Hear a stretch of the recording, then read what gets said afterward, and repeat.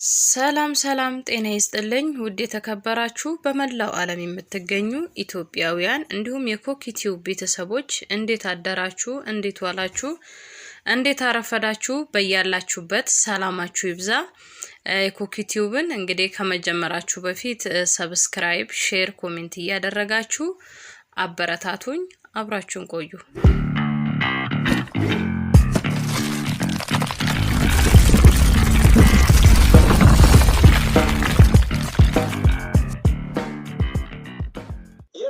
ቅመሞች ሊባሉ አይገባም። ከዛሬ ጀምሮ የህይወት ቅመም ብያቸዋል።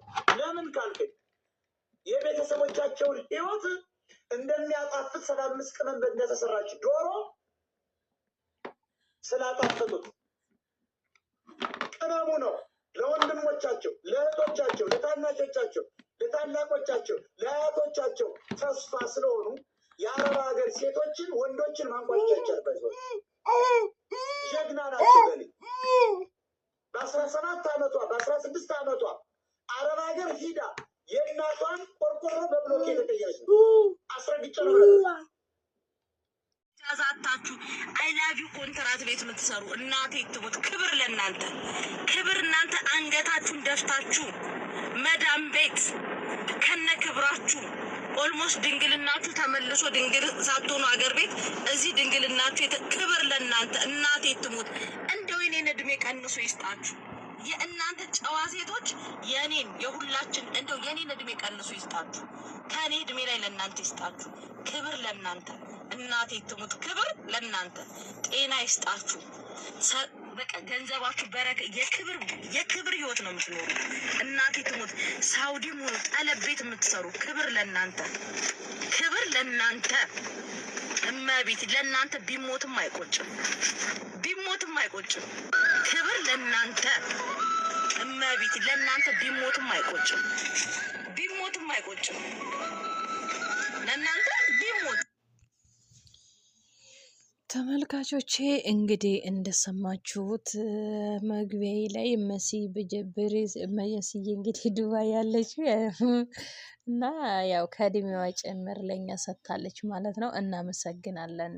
በእርግጥ ኮንትራት ቤት ያለ ሰው እግዚአብሔር በሚያውቀው ከብዙ ነገር ነው ለደህንነቱም ለብዙም ውጪ ላይ የሚሰሩት እንደዛ ናቸው ማለት አይደለም። ነገር ግን አንዳንድ ሰዎች በሚያጋጥማቸው ፈተና ውስጥ ባለፈው በተለይ እንቺ ራስሽን አጥፊ ታነቂ በሏት በሚለው ብዙዎቹ የተለያየ ሀሳብ ሰጥተውበታል፣ ቪዲዮ ሰርተውበታል። እንዴት ትላታለች፣ እንዴት ገመድ እንቺ ታነቂ ትላለች፣ ምንስ ቢሆን በሚል ብዙዎቹ ሀሳብ አንስተዋል። ነገር ግን ደግሞ ያው በእርግጥ የተለያየ ችግር ይደርስባቸዋል። ኮንትራት ውጪ ላይ የሚሰሩ ማለት ነው።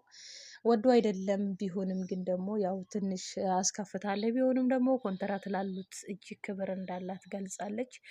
በእርግጥ ኮንትራት የሚኖር ሰው በተለይ መልካም ቤት ከገጠመ ለጤንነቱም ወደዛ ይል ወጪ ያለኝ ይሄን አይል እግዚአብሔር ለረዳን መልካም ሰርቶ ራሱንም ከብዙ ነገር ጠብቆ መግባት ይችላል።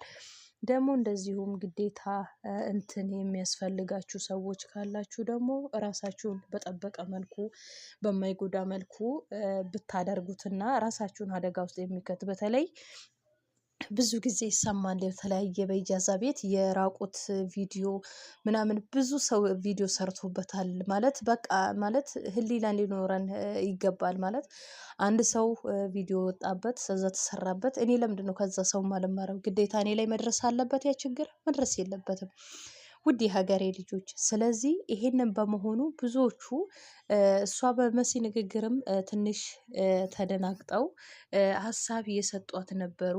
ሌሎቹ ደግሞ በዚሁ መልኩ እንዴት ይሄ እንዲሆናል ትክክላት አስወጫት እኔ ውጭልኝ በሚል እየተወራጨች መልሶ ደግሞ እንግዲህ ኮንትራት ቤት ላይ ያሉት ከእድሜም ቀንሶ ይስጣችሁ ብላ ስትል ብዙዎቹንም እንትን ብላለች። እናመሰግናለን ለመልካም ንግግሯ። ግን ንዴት ላይ ሆኖ እንትን በሚባል ጊዜ አይዶን አላቅም እና ሆኖም ግን አሁንም ልላቸው ወደው በተለይ ኮንትራት ቤት ሳይሆን ኢጃዛ ቤት የምትኖሩ ባካችሁን ጥንቃቄ ያደርጉ። አሁን ላይ በተለያየ አረብ ሀገራት ላይ ስራ የለም ማለት ነው። ስራ ባኖረ ጊዜ ደግሞ ብዙ ነገር ችግር አለ። ሁሉን ነገር ከኪሳችሁ ነው የምትገዙት። ቀለብ ምንም ሴት ልጅ ስንሆን ደግሞ ብዙ ነገር ያስፈልገናል። በዛ ሰዓት ግን ችግር ውስጥ እንወግዳለን። ለዛ ብላችሁ ግን ለተለያየ ነገር እንኳን ስትሉ ጥንቃቄ ያደርጉ እንጂ በፍጹም ቪዲዮ እንዲቀርጽላችሁ ቪዲዮ ላኪልን ካለ ባናቱ ይተከል። ገብርኤልን ባናት ተተከል በሉት። በቃ ማንንም አትመኑ። የእናት ልጅም አይታመንም በዚህ ሰዓት። ስለዚህ እንደዚህ አይነት ነገር የደረሰባችሁ ደግሞ ደረሰባችሁ አይደለም። ይሄ ነገር ተከሰተ ሆነ አይደለ? አንዴ ወደ ኋላ መመለስ አይችልም። በቢቢሲ እና በአልጀዚራ ዘግበው በት ነው በሉት ገብርኤልን። አንተም ግን በዚሁ መንገድ ከእናትህ ሆድ እንደወጣ እንዳትዘነጋ ብላችሁ ነግራችሁት በቢቢሲ በአልጀዚራ ዘንግ በሉት። ከሰው የተለየ ምን አላችሁ እናንተ? ምን ሳለሽ ከሰው የተለየ ከፍጡሩ የተለየ ምን አለሽ? ጉድ አንድ ሰሞን የሆነ ነገር እንትን ሊሉ ይችላል፣ ግን የማልፈ ነገር የለም። ብዙዎቹ ይሄ ነገር ደርሶባቸው አልፈውታል። የእውነት ያልጠበቁት ሆኖ አልፈውባታል፣ ባመኑት ተከርተው። ስለዚህ ከሆነባችሁ ራሳችሁን አጠንክራችሁ ያንን ቻሌንጅ ለማለፍ ጠንካራ ሴት ሆናችሁ መገኘትን ያለባችሁ። ለማንም አትንበርከኩ፣ ለማንም አትገዙ። ለቃለው ባዩም እንግዲህ ይልቀቀውና ራሱ ያው ቪውና ቫይራል ነው ይልቀቅና ያገኝበት።